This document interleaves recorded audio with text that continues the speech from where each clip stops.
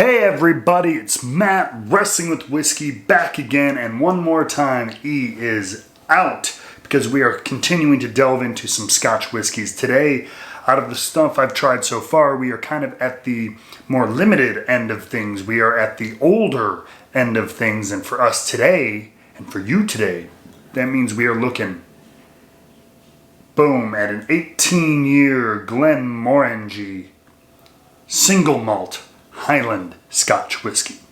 Now, 18 years sounds like a long time, especially for American whiskey drinkers, because anything of ours that is an age statement that's not Pappy Van Winkle, the oldest we usually see is 12 years. And depending on the release and where it's from, sometimes that's the kind of limit. When you get north of double digits, 10, 12, maybe towards 15 years, depending on the release, that's kind of the fancy limited edition. Those are the special bourbons and American whiskeys, with the, of course, exception of certain store picks or certain releases from major companies. But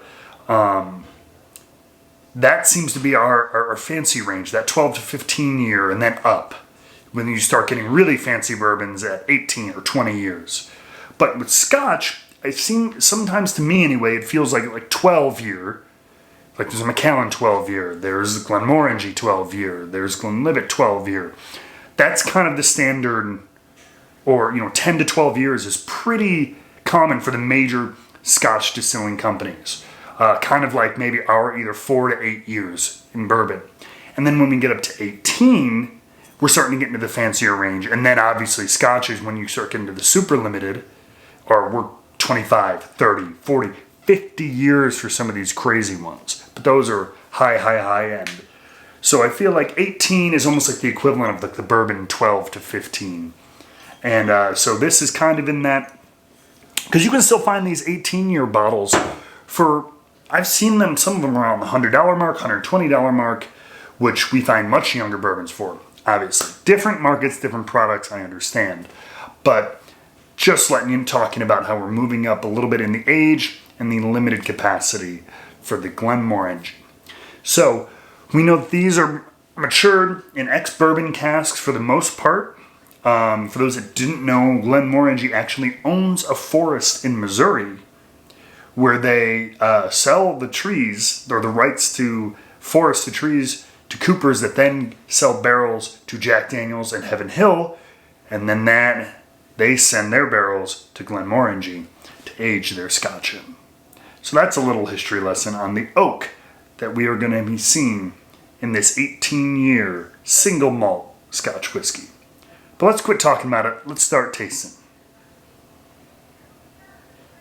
Right off the bat, more than some of those other Scotches that we had, those other single malts, especially the younger ones, even the 10, 12 year, are super fruity on the nose.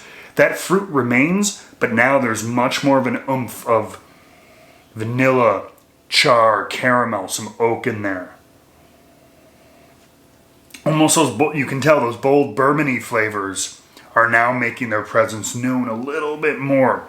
There's a little bit less of the apple, or it's common that there's cinnamon spice in there just a little bit.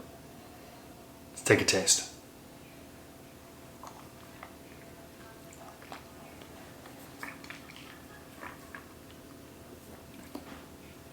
Right away,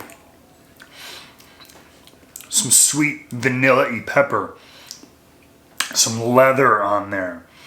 There's a substantial mouthfeel. It's good. This is only 43%. This is 86 proof. But normally, for me, in whiskey, when you're in the 80s, it tastes like water. That's for me. I'm so used to drinking barrel-proof bourbons at this point that if I get something in the 80s, it tastes very, very thin. But this has a substantial mouthfeel on it.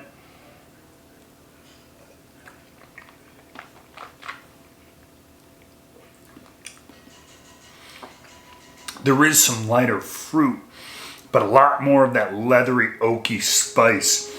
Baking spices make themselves known there as well. It lingers, moves from the middle all the way back down the back of the palate, down the throat. This is one that you will just sip on slowly. And at the 43, it makes it super easy to do so, 43%. You don't You want to make this last.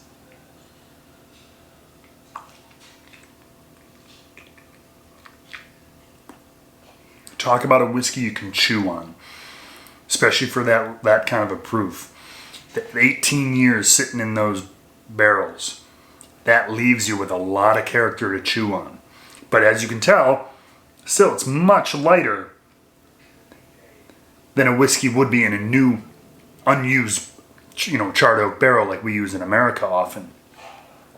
So it's much more subtle. And the temperature is a little more subtle in Scotland. So it's gone in and out a little bit more gently. So I think there's a little bit more nuance and subtlety to this, while it may lack a little bit of that crazy punch you in the face boldness of bourbons.